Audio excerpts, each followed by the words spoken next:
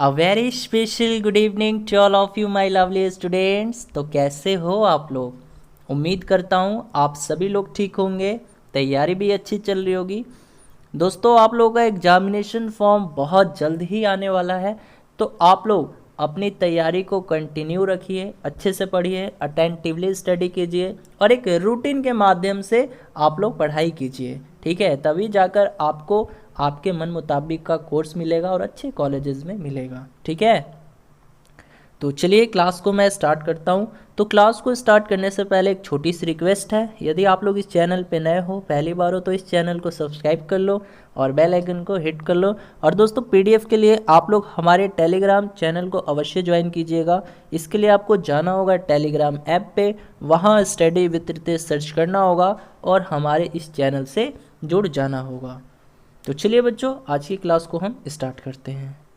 आज की क्लास जो होगी दोस्तों वो जीके की होगी और जीके के महत्वपूर्ण प्रश्न हम लोग आज की इस क्लास में करेंगे। ठीक है, जो आपके पैरामेडिकल 2021 और 2022 के एग्ज़ाम के लिए काफ़ी ज़्यादा बेनिफिशियल रहेगा। तो चलिए बच्चों, आज की क्लास को मैं स्टार्ट करता हूँ। तो चलिए स्टूडेंट, पहला क्वेश्चन है, भारत में मुद्रास्फीति डैश के आधार पर मापा जाता है। तो किस चीज़ के आधार पर मापा जाता है? थोक मूल्य सूचकांक, उत्पादक मूल्य सूचकांक या उपभोक्ता मूल्य सूचकांक या इनमें से कोई नहीं। जल्दी से आप सभी स्टूडेंट आंसर कीजिए। हर एक स्टूडेंट इस क्वेश्चन का आंसर करेंगे जी। भारत में इन्फ्लेशन, मुद्रास्फीति को क्या बोलते हैं बच्चों? इन्फ्लेशन बोलते हैं। ठीक है, हाँ, तो भारत में मुद्रास्फीति डैश के आधार पर मापा जाता है, बताइए।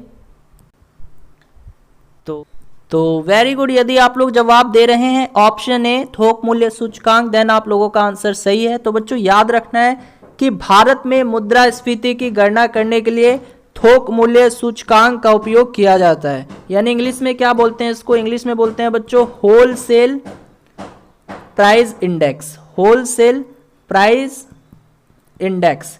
ठीक है, अब इसका शॉर्ट फॉर्म क्या होता है बच्चों? ये होता है WPI। तो आपको याद रखना है कि भारत में मुद्रास्फीति की गणना करने के लिए हम लोग WPI यानी होलसेल प्राइस इंडेक्स का उपयोग करते हैं। अब देखिए बात आई है, देखिए मुद्रास्फीति को इंग्लिश में क्या कहते हैं? इन्फ्लेशन कहते हैं।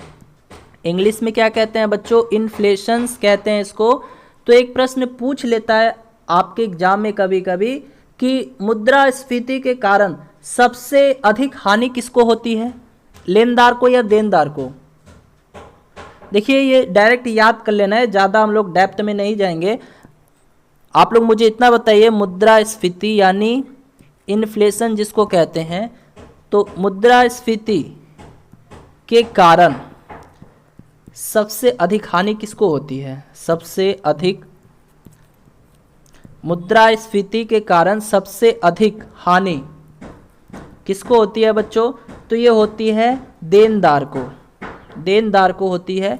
ठीक है, हाँ, तो सबसे अधिक हानि जो है देनदार को होती है। अगर आपसे ये पूछे कि मुद्रास्फीति के कारण सबसे अधिक लाभ किसको होता है, अब लाभ के बारे में पूछ दे, यानी मुद्रास्फीति में किसको लाभ होता है बच्चों?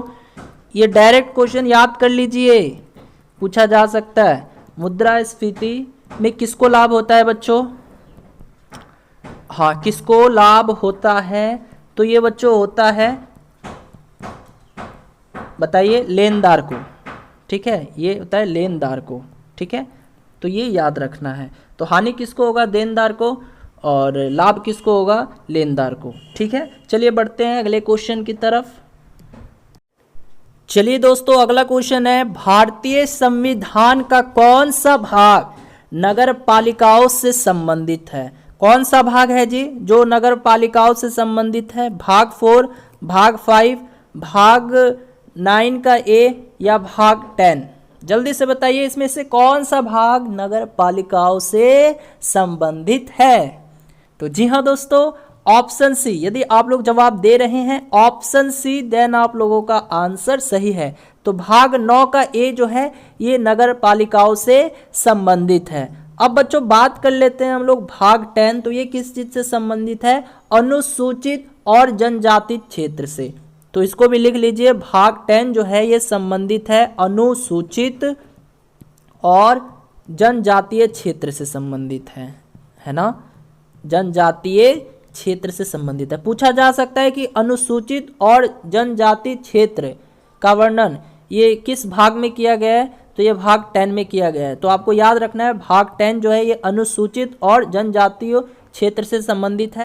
तो अब यदि हम लोग बात करें भाग 5 के बारे में, तो भाग 5 जो है ये किस चीज़ से संबंधित है, संघ से संबंधित है। अब बात करेंगे हम लोग भाग 4 के बारे में, तो ये किस चीज़ से संबंधित है बच्चों, याद रखना है भाग 4 जो है ये नीति निर्देशक तत्व से संबंधित है, नीति निर्देशक तत्व से संबंधित है। ठीक है, अब देखिए इसी में एक भाग 4 का ए आता है, ये तो भाग 4 था जो कि नीति निर्देशक तत्व से संबंधित है बच्चों। अब इसी में भाग 4 का ए आता है, वो किस चीज से संबंधित है, प्रश्न पूछा जा सकता है कि भाग 4 ए यह किस चीज से संबंधित है, तो बच्चों याद रखना है ये मूल कर्तव्य से संबंधित है। किससे संबंधित है, मूल कर्तव्य, या इसी को हम लोग मौलिक कर्तव्य भी बोलते हैं। चलिए बताइए, तो मौलिक कर्तव्य जो है ये किस देश की संविधान से लिया गया है, मौलिक कर्तव्य यानी जिसको मूल कर्तव्य भी कहते हैं हम लोग, ये किस देश की संविधान की अवधारणा से ली गई है, तो वेरी गुड, किस देश से ली गई है, रूस से ली गई है। ठीक है, एक होता है मूल कर्तव्य या इसको मौलिक कर्तव्य भी बोलते हैं, और एक होता है बच्चों मूल अधिकार या इसको हम लोग मौलिक अधिकार भी बोलते हैं। तो इसका भी बता दीजिए, मूल अधिकार या मौलिक अधिकार ये किस भाग से संबंधित है, मूल अधिकार या मौलिक अधिकार ये किस भाग से संबंधित है बच्चों, तो बच्चों याद रखना है ये भाग 3 से संबंधित है। ठीक है, चलिए स्टूडेंट अगला क्वेश्चन है, भारतीय संविधान की किस अनुसूची में दल बदल कानून दिया गया है, यानी इंडियन कॉन्स्टिट्यूशन के किस शेड्यूल में दल बदल कानून दिया गया है, 7वीं अनुसूची में, 8वीं अनुसूची में, 9वीं अनुसूची में या 10वीं अनुसूची में, जल्दी से बताना है, हर एक स्टूडेंट जवाब देंगे। तो वेरी गुड, यदि आप लोग जवाब दे रहे हैं ऑप्शन नंबर डी यानी 10वीं अनुसूची में, देन आप लोगों का आंसर सही है। तो बच्चों याद रखना है दल बदल कानून भारतीय संविधान की 10वीं अनुसूची के अंतर्गत जोड़ा गया है, जिसे संविधान के 52वें संशोधन के माध्यम से वर्ष 1985 में पारित किया गया था। तो ये भी आपको याद रखना है। ठीक है, क्या मैं बताया, फिर से मैं बोल रहा हूँ, याद रख कर लीजिएगा इसको। दल बदल कानून जो है ये भारतीय संविधान की 10वीं अनुसूची के अंतर्गत जोड़ा गया है, जिसे 52वें संशोधन के माध्यम से वर्ष 1985 में पारित किया गया था। ठीक है, अब देखिए बच्चों बात कर लेते हैं हम लोग 7वीं अनुसूची। तो 7वीं अनुसूची का विषय क्या था, तो केंद्र और राज्य के बीच शक्तियों के बंटवारे के बारे में उल्लेख किया गया है। ठीक है, 7वीं अनुसूची में केंद्र और, पूछा जा सकता है बच्चों, केंद्र और राज्यों के बीच शक्तियों के बंटवारे के बारे में उल्लेख किया गया है, किस अनुसूची के अंतर्गत, तो याद रखना है 7वीं अनुसूची के अंतर्गत केंद्र और राज्यों के बीच शक्तियों के बंटवारे के बारे में उल्लेख किया गया है, केंद्र और राज्यों के बीच शक्तियों के बंटवारे के बारे में उल्लेख किया गया है। ठीक है, ये आपको लिख लेना है, याद कर लेना है।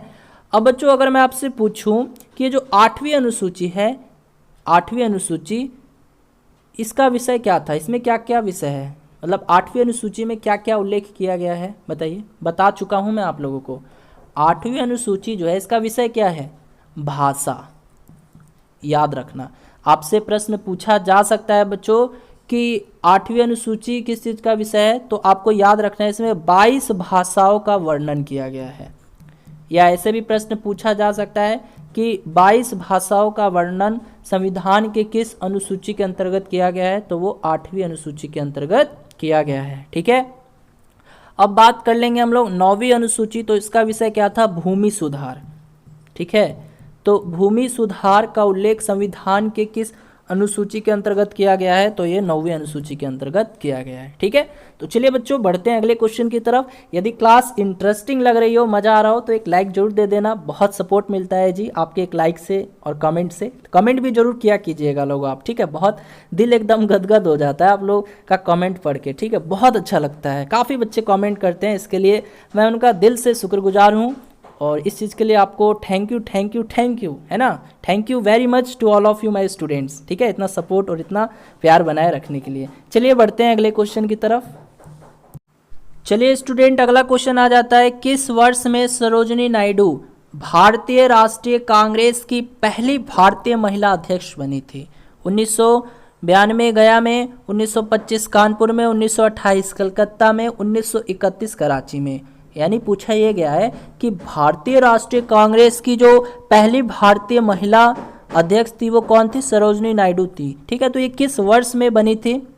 सरोजिनी नायडू जी ये भारतीय राष्ट्रीय कांग्रेस की पहली भारतीय महिला अध्यक्ष कब बनी थी और कहाँ बनी थी? तो वेरी गुड, तो वर्ष 1925। जी हाँ दोस्तों, यदि आप लोग आंसर ऑप्शन बी दे रहे हैं देन आप लोग का आंसर सही है। तो याद रखना है वर्ष 1925 कानपुर अधिवेशन में सरोजिनी नायडू भारतीय राष्ट्रीय कांग्रेस की पहली भारतीय महिला अध्यक्ष बनी थी। ठीक है, अगर मैं आपसे ये पूछूं स्टूडेंट कि भारतीय राष्ट्रीय कांग्रेस की पहली महिला अध्यक्ष कौन थी? यहाँ पर तो ये पहली भारतीय महिला थी ना। केवल मैं ये पूछूं कि आपसे कि भारतीय राष्ट्रीय कांग्रेस की पहली महिला अध्यक्ष कौन थी? भारतीय राष्ट्रीय कांग्रेस की, ध्यान से समझना क्वेश्चन को, भारतीय राष्ट्रीय कांग्रेस की पहली महिला अध्यक्ष की पहली महिला अध्यक्ष ये कौन थी? भारतीय राष्ट्रीय कांग्रेस की पहली महिला अध्यक्ष कौन थी? तो ये बच्चों एनी बेसेंट थी, याद रखना है एनी बेसेंट। ठीक है, नाम सुने ही होंगे। तो भारतीय राष्ट्रीय कांग्रेस की पहली महिला अध्यक्ष एनी बेसेंट थी। और अगर क्वेश्चन ये पूछता है कि भारतीय राष्ट्रीय कांग्रेस की पहली भारतीय महिला अध्यक्ष कौन थी? तो वो सरोजिनी नायडू थी। ठीक है, तो ऐसे क्वेश्चन पूछा जा सकता है कि भारतीय राष्ट्रीय कांग्रेस की पहली भारतीय महिला अध्यक्ष कौन थी?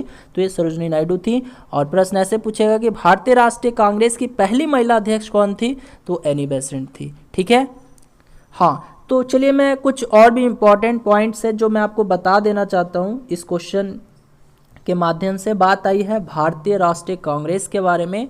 तो बच्चों एक क्वेश्चन ये पूछ लेता है कि भारतीय राष्ट्रीय कांग्रेस के संस्थापक कौन थे? भारतीय राष्ट्रीय कांग्रेस के संस्थापक कौन थे? तो बच्चों कौन थे? A.O. हुरुम। ठीक है, ये मैं कई बार बता चुका हूँ आप लोगों को। और आपको ये भी बताना है कि भारतीय राष्ट्रीय कांग्रेस की स्थापना कब हुई? भारतीय राष्ट्रीय कांग्रेस की स्थापना कब हुई बच्चों? तो आपको ये भी याद रखना है कब हुई थी? 28 दिसंबर 1885 में। ठीक है, तो ये भी आपको याद रख।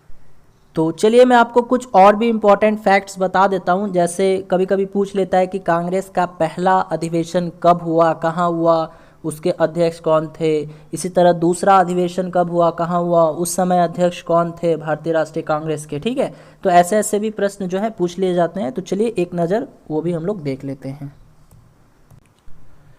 तो चलिए स्टूडेंट ध्यान दीजिएगा, देखिए भारतीय राष्ट्रीय कांग्रेस का पहला अधिवेशन किस वर्ष हुआ था? तो 1885 ईस्वी में हुआ था। कहाँ हुआ था? तो ये बम्बई में हुआ था, वर्तमान में मुंबई कहा जाता है बम्बई को। ठीक है, और उस समय जो अध्यक्ष थे भारतीय राष्ट्रीय कांग्रेस के वो कौन थे? W.C. बनर्जी, यानी पूरा नाम क्या है? व्योमेश चंद्र बनर्जी है इनका। ठीक है, और इसी तरह कांग्रेस का जो दूसरा अधिवेशन हुआ था वो किस वर्ष हुआ था? वो हुआ था बच्चों 1886 ईस्वी में हुआ था। स्थान कहाँ है? कलकत्ता है। ठीक है, और उस समय के जो अध्यक्ष थे वो कौन थे? दादा भाई नेहरू जी थे। तो बच्चों प्रश्न ऐसे पूछा जा सकता है कि कांग्रेस का दूसरा अधिवेशन के समय भारतीय राष्ट्रीय कांग्रेस के अध्यक्ष कौन थे? क्या जवाब दीजिएगा, बोलिए। प्रश्न ऐसे बनेगा, ऐसे बनता है प्रश्न, ऐसे आपके एग्जाम में पूछा जा सकता है कि भारतीय राष्ट्रीय कांग्रेस का दूसरा अधिवेशन में जो अध्यक्ष थे वो कौन थे बच्चों? तो वो थे दादा भाई नेहरू जी थे। ठीक है, और इसी तरह ये जो तीसरा अधिवेशन हुआ था ये कब हुआ था? 1887 ईस्वी में हुआ था। कहाँ हुआ था? मद्रास में हुआ था, वर्तमान में चेन्नई कहा जाता है। और उस समय भारतीय राष्ट्रीय कांग्रेस के अध्यक्ष थे वो कौन थे? बदरुद्दीन तैयब जी थे। ठीक है, तो ये 3 अधिवेशन जो है आपको बेसिकली याद कर लेना है, पूछा जा सकता है आगे। ठीक है, तो चलिए बढ़ते हैं अगले क्वेश्चन की तरफ। चलिए स्टूडेंट, अगला क्वेश्चन है अल बरूनी द्वारा अरबी पुस्तक का क्या नाम है? किताबे उल हिंद, हिंदुस्तान नामा, तारीखे हिंदुस्तान, फतवा ए हिंदुस्तानी। तो देखिए ये अल बरूनी कौन था बच्चों? तो ये एक फारसी विद्वान थे, लेखक थे, वैज्ञानिक थे, एक बहुत अच्छे विचारक भी थे। ठीक है, तो अल बरूनी जी के ही द्वारा एक अरबी पुस्तक लिखी गई थी, उसी पुस्तक का नाम पूछा गया है कि वो कौन सी पुस्तक है। तो वेरी गुड, यदि आप लोग जवाब दे रहे हैं ऑप्शन नंबर ए यानी किताबे उल हिंद, देन आप लोग का आंसर सही है। तो अल बरूनी ने किताबे उल हिंद नामक पुस्तक की रचना की थी। ठीक है, तो ऑप्शन नंबर ए जो है आपके इस क्वेश्चन का राइट आंसर हो जाएगा। अब एक क्वेश्चन और पूछ लेता है कि अल बरूनी किसके शासनकाल में भारत आया था? बताइए, बहुत बार बता चुका हूँ वैसे तो मैं, बट मुझे जानना है और ये देखना है कि कौन कौन स्टूडेंट पहले आंसर देते हैं। यानी टॉप 20 स्टूडेंट को मैं देख रहा हूँ जो फर्स्ट आंसर देंगे इस क्वेश्चन का। तो वेरी गुड, शाबाश। तो अल बरूनी किसके शासनकाल में भारत आया था? हाँ जी, अल बरूनी किसके शासनकाल में भारत आया था? हाँ जी, किसके शासनकाल में भारत आया था? महमूद गजनवी। ठीक है, महमूद गजनवी के शासनकाल में अल बरूनी भारत आया था। और ये चोट्टा था एक नंबर का। कौन? महमूद गजनवी। कैसे मालूम है? इसने भारत पर 17 बार आक्रमण किया है। ठीक है, इसीलिए इसको मैं चोट्टा बोलता हूँ। ठीक है, हाँ, तो प्रश्न पूछा जा सकता है कि किस चोट्टे ने यानी किस शासक ने भारत पर 17 बार आक्रमण किया था? तो यही था वो, है ना, महमूद गजनवी ने भारत पर 17 बार आक्रमण किया था। ठीक है, हाँ, तो चलिए बच्चों बढ़ते हैं अगले क्वेश्चन की तरफ। तो चलिए स्टूडेंट, अगला क्वेश्चन है कर्क रेखा भारत के कितने राज्यों से गुजरती है? 6 राज्य, 7 राज्य, 8 राज्य या 9 राज्य? जल्दी से जवाब दीजिए। कर्क रेखा भारत के कितने राज्यों से होकर गुजरती है? तो जी हाँ दोस्तों, यदि आप लोग जवाब दे रहे हैं 8 राज्य, देन आप लोग का आंसर सही है ना। तो देखिए वो कौन कौन से राज्य हैं जहां से कर्क रेखा गुजरती है। तो एक बहुत ही अच्छा ट्रिक है बच्चों, आप लोग को भी मालूम भी होगा। ट्रिक क्या कहता है? मित्र पर गमछा झाड़, है ना, मित्र पर गमछा झाड़। अब देखिए यहाँ पे जितने भी बॉयज़ हैं वो तो गमछा गमछी कर लेंगे, ठीक है, लेकिन गर्ल्स लोग गमछा नहीं बोलती है। आ रही है बात समझ में? ये क्या बोलती है सब? टॉवेल, है ना। घर में बोलेंगे mom where is my towel, मेरी टॉवेल नहीं दिख रही है, क्या आपने देखा है टॉवेल? ठीक है, तो यहाँ पे इंग्लिश बोलने का जरूरत नहीं है, यहाँ पर भी आपको गमछा गमछी करना होगा, तब जाके ये ट्रिकवा याद होगा। ठीक है बच्चों, हाँ, तो यहाँ से मी से क्या हो जाएगा बच्चों? मी से आपका मिजोरम हो जाएगा, त्र से त्रिपुरा हो जाएगा, ठीक है, हाँ, और प से पश्चिम बंगाल हो जाएगा, और रा से बच्चों क्या हो जाएगा? राजस्थान हो जाएगा, ग से गुजरात हो जाएगा, म से एमपी हो जाएगा, और छ से छत्तीसगढ़ हो जाएगा, और झाड़ से झारखंड हो जाएगा। ठीक है, हाँ जी, तो याद रखना है। चलिए बढ़ते हैं अगले क्वेश्चन की तरफ। चलिए स्टूडेंट, अगला क्वेश्चन है दिल्ली तथा अजमेर के आसपास के क्षेत्रों पर शासन करने वाले चाहमानों को बाद में डैश नाम से जाना जाने लगा। किस नाम से जाना जाने लगा उनको? चालुक्य, चौहान, चोल, चंदेल। देखिए थोड़ा सा आप लोग दिमाग लगाइएगा तो आंसर बन जाएगा। चाहमानों, चाहमानों, है ना, इनको बाद में किस नाम से जाने जाने लगा? देखिए तो चाहमानों, है ना। दिल्ली तथा अजमेर के आसपास के जो क्षेत्र थे उस पर जो शासन करने वाले जो चाहमानों थे उनको बाद में किस नाम से जाना जाने लगा? तो वेरी गुड, चौहान, है ना, उनको बाद में चौहान नाम से जाना जाने लगा। ठीक है, तो ऑप्शन बी जो है आपके इस क्वेश्चन का राइट आंसर हो जाएगा। बात करेंगे चालुक्य वंश के बारे में, चालुक्य साम्राज्य के बारे में, तो इसके संस्थापक कौन थे? तो याद रखना है बच्चों, कौन थे? पुलकेशिन प्रथम, पुलकेशिन प्रथम थे। पूछा जा सकता है कि चालुक्य वंश के संस्थापक कौन थे, तो पुलकेशिन प्रथम थे। बात करेंगे चौहान वंश के बारे में, तो इनके संस्थापक कौन थे, वासुदेव थे। ठीक है, वासुदेव थे। अब बात करेंगे चोल वंश के बारे में, तो इसके संस्थापक कौन थे बच्चों, ये थे विजयालय, है ना, विजयालय थे। अब बात करेंगे चंदेल वंश के संस्थापक के बारे में, तो ये कौन थे, नन्नुक, याद रखना है। ठीक है, फिर से मैं बता दे रहा हूँ, चालुक्य वंश के संस्थापक कौन थे, पुलकेशिन प्रथम थे। चौहान वंश के कौन थे, तो ये वासुदेव थे। चंदेल वंश के संस्थापक नन्नुक थे और चोल वंश के संस्थापक विजयालय थे। तो चलिए स्टूडेंट, अगला क्वेश्चन है, भारत की स्वतंत्रता संग्राम में वर्ष 1915 से 47 की अवधि को डैश कहा जाता है, गरम दलीय दौड़, नरम दलीय दौड़, गांधी का दौड़, या इनमें से कोई नहीं। जल्दी से हर एक स्टूडेंट जवाब देंगे। देखिए, भारत के स्वतंत्रता संग्राम में जो वर्ष 1915 से 1947 का दौर था, युग था, उस युग को क्या कहते हैं, उस दौड़ को क्या कहा जाता है, तो बच्चों उस दौड़ को क्या कहा जाता था, उसे कहा जाता था गांधी का दौड़। ठीक है, तो ऑप्शन नंबर सी जो है, यदि आप लोगों ने आंसर दिया है तो आप लोग का आंसर सही है। ठीक है, हाँ, ओके। अब देखिए बच्चों, बात करेंगे यहाँ से गरम दलीय, नरम दलीय दे रखा है, तो एक दो क्वेश्चन यहाँ से भी बन जाते हैं। पूछ लेता है कि गरम दल के प्रमुख नेता कौन थे, बता सकते हो, गरम दल के जो प्रमुख नेता थे वो कौन थे, प्रमुख नेता, तो बच्चों याद रखना है कौन थे, लाला लाजपत राय थे। 2-3 नेता थे जिसमें से लाला लाजपत राय ये प्रमुख नेता थे। ठीक है, लाला लाजपत राय थे। इसके बाद बाल गंगाधर तिलक भी थे, याद रखना है, बाल गंगाधर तिलक ये भी थे। ठीक है, तो याद रखना है गरम दल के प्रमुख नेता कौन कौन थे, तो 2 नेता हैं, प्रमुख नेता लाला लाजपत राय थे और बाल गंगाधर तिलक थे। अब इसी तरह से ये गरम दल हो गया, इसी तरह से नरम दल का भी पूछ लेता है।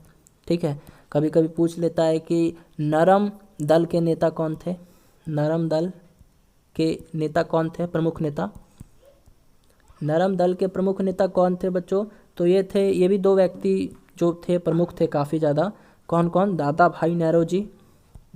ठीक है, दादा भाई नेहरू जी, और फिर इसके बाद उमेश चंद्र जी। ठीक है, तो ये आपको याद रख लेना है। ठीक है, तो गरम दल के कौन कौन थे अभी मैं बताया, लाला लाजपत राय, बाल गंगाधर तिलक, और नरम दल के प्रमुख नेता ये दादा भाई नेहरू जी और उमेश चंद्र जी। ठीक है, अब इसी तरह से ये भी पूछ लेता है कभी कभी, नरम पंथी पार्टी के नेता कौन था, नरम पंथी पार्टी का नेता कौन था, तो ये क्वेश्चन आप लोगों के लिए होमवर्क रहा। इसका आंसर जो है मुझे वीडियो के कमेंट सेक्शन में चाहिए। ठीक है, और आप लोग, उम्मीद करता हूँ आप सभी बच्चे आंसर भी देंगे, और काफ़ी बच्चे आंसर करते भी हैं, ये चीज़ देख के मुझे काफ़ी ज़्यादा अच्छा लगता है। ठीक है, तो नरमपंथी पार्टी का नेता कौन था, तो ये होमवर्क रहा आप लोगों के लिए। ठीक है, ओके, तो चलिए बढ़ते हैं अगले क्वेश्चन की तरफ। चलिए स्टूडेंट, अगला क्वेश्चन है, अनाई मुड़ी डैश की सबसे ऊंची चोटी है, तो ये अनाई मुड़ी जो है ये किस पहाड़ी की सबसे ऊंची चोटी है, ये अनाई मुड़ी जो है ये किस पहाड़ी की सबसे ऊंची चोटी है, अन्नामलाई पहाड़ी की, या फिर नीलगिरी पहाड़ी की, अरावली पहाड़ी की, या जयंतिया पहाड़ी की। जल्दी से आंसर दीजिए, हर एक स्टूडेंट जवाब देंगे। अनाई मुड़ी जो है ये डैश की सबसे ऊंची चोटी है, सबसे ऊंची पहाड़ी है, कहाँ की, तो वेरी गुड, यदि आप लोग जवाब दे रहे हैं ऑप्शन ए अन्नामलाई पहाड़ी, देन आप लोग का आंसर सही है। तो याद रखना है बच्चों, अनाई मुड़ी जो है ये अन्नामलाई पहाड़ी की सबसे ऊंची चोटी है। ठीक है, इसी तरह मैं यदि आप लोगों से पूछूं नीलगिरी पहाड़ी की सबसे ऊंची चोटी कौन सी है, क्या जवाब दीजिएगा, नीलगिरी पहाड़ियों की सबसे ऊंची चोटी कौन सी है बच्चों, तो ये है दोदा बेटा। ठीक है, याद कर लेना है, पूछा जा सकता है। ये जितने भी क्वेश्चन आज मैं करवा रहा हूँ ना आप लोग को, ये सब अरिहंत बुक के क्वेश्चन हैं। अरिहंत बुक का जो प्रीवियस पेपर देखिएगा उसमें आपको ये क्वेश्चन मिल जाएंगे। तो आपको याद रखना है कि नीलगिरी पहाड़ियों की सबसे ऊंची चोटी कौन सी है, दोदा बेटा है। इसी तरह से अरावली पहाड़ी की बात कर लें बच्चों, अरावली पहाड़ी की सबसे ऊंची चोटी ये कौन सी है? तो ये है गुरु शिखर, गुरु शिखर। ठीक है, तो ये सब बच्चों आपको याद कर लेना है। ठीक है, चलिए बढ़ते हैं अगले क्वेश्चन की तरफ। तो चलिए स्टूडेंट, आज की क्लास का लास्ट क्वेश्चन है, भारत में कौन सा राज्य जूट का सबसे बड़ा उत्पादक है? तो जूट का सबसे बड़ा उत्पादक राज्य कौन सा है? बिहार, असम, उड़ीसा, पश्चिम बंगाल। जल्दी से आंसर दीजिए, जल्दी से आंसर करेंगे हर एक स्टूडेंट। भारत में कौन सा राज्य जूट का सबसे बड़ा उत्पादक राज्य है? तो जी हाँ दोस्तों, यदि आप लोग आंसर कर रहे हो ऑप्शन डी पश्चिम बंगाल, देन आप लोगों का आंसर सही है ना। तो इसी तरह से बहुत से क्वेश्चन पूछ ले जाते हैं। ये भी पूछता है कभी कभी कि भारत में कौन सा राज्य कपास का सबसे बड़ा उत्पादक राज्य है? बताइए तो, कपास का भारत में कौन सा राज्य कपास का सबसे बड़ा उत्पादक राज्य है? तो बच्चों ये है गुजरात। ठीक है, गुजरात है। उसके बाद भारत में सबसे बड़ा चीनी उत्पादक राज्य कौन सा है? भारत में सबसे बड़ा चीनी उत्पादक राज्य कौन सा है? तो ये बच्चों यूपी है। इसी तरह से बहुत से प्रश्न पूछ लेता है। गन्ना उत्पादक राज्य के बारे में भी पूछ लेता है, तो उसका भी यूपी ही होगा, है ना। हाँ, तो बच्चों आज की क्लास कैसी लगी अपना फीडबैक जरूर दीजिएगा। यदि क्लास अच्छी लगी हो तो इस वीडियो को भी लाइक कर दीजिएगा, और चैनल पे नए हो तो इस चैनल को भी सब्सक्राइब कर लीजिएगा। ओके, चलिए मिलते हैं अगली क्लास में।